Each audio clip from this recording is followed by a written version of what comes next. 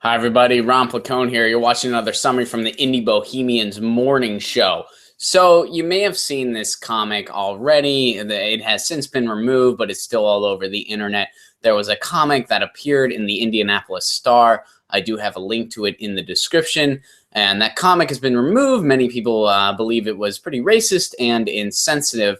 What it was this person standing with their turkey dinner with their family and the comic bubble, and they're saying because of Obama's new immigration policy, we're going to have more people over for Thanksgiving this year. I'm, of course, paraphrasing the actual comic bubble, but then in the background, you see these people climbing through the window, and the people have darker skin, so they are presumably Mexican or Latino, or they are immigrants of some sort, and they're climbing in the window because they invited themselves to Thanksgiving, because I guess that's what people do now.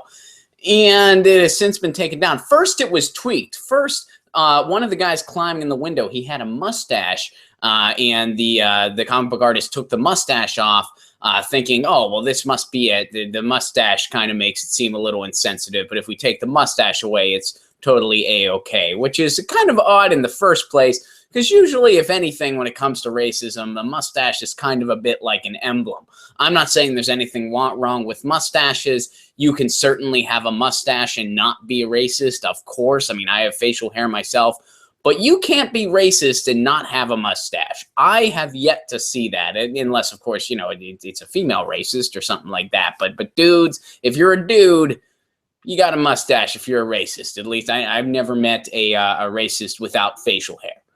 So that was interesting that was the first thing. But this comic is off the mark on many different levels. First of all, you know, it's not some big social commentary, nor is it necessarily, I mean, I'm not offended easily at all. I personally am not offended by this comic. I'm just sort of more dismissive to it.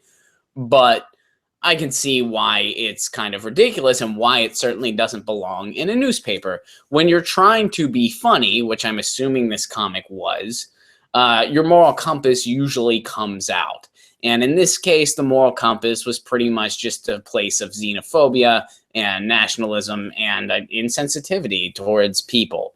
Secondly, this shows at best a gross misunderstanding of what the president actually said about immigration. You know, all these people are coming through the windows now kind of implies like, oh, more people are going to come into the United States. What the president actually said about immigration was more applicable to the people that are already here. It's saying, hey, if you've been around, if you're playing by the rules, if you have family, if you have roots here, we're going to give you an opportunity to make it official. And of course, you need to keep playing by the rules. You need to pay taxes and so forth. That's pretty much what Obama said, and there's nothing new about it. That's not a nuanced idea by any means. That's been kind of circled around for a while now. So it's not like this is some totally out-of-the-box, crazy thoughts on immigration or anything like that. So this shows, in a lot of ways, just sort of fear-mongering about the whole immigration issue, and it's not really at all an accurate portrayal of what the president actually said. Lastly, you know, Thanksgiving has a bloody history, and we're reaching that point now where later in this week, we're going to see those articles that the blogosphere puts out every year where people write about how, hey, guess what? Turns out the official Thanksgiving story here in the United States isn't actually all that legit. Turns out the Pilgrims did some really terrible, terrible, terrible things to the Native Americans that were here first. And those articles are written as if they are the first people to ever uncover these ideas. But in fairness, every year there are people of all different ages and backgrounds that are discovering this for the first time. Thanks, U.S. education system. So that's going on. But I think in a lot of ways, maybe in contemporary society, one could say we made lemonade out of lemons, because now Thanksgiving is kind of that time to open your hearts, to open your house, and to kind of welcome people.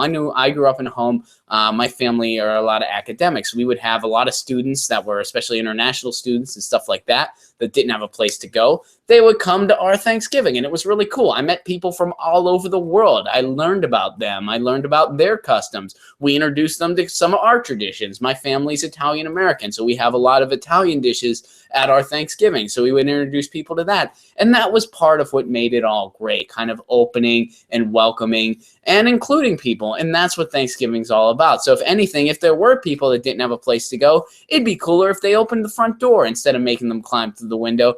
But apparently, in this person's world, in this comic artist's world, they'd rather keep it closed off and just keep it to just their immediate family and no one else, which quite frankly, maybe that's where this person should keep their comics limited to as well. You've been watching a summary from the Indie Bohemians Morning Show. This is Ron Placone signing out.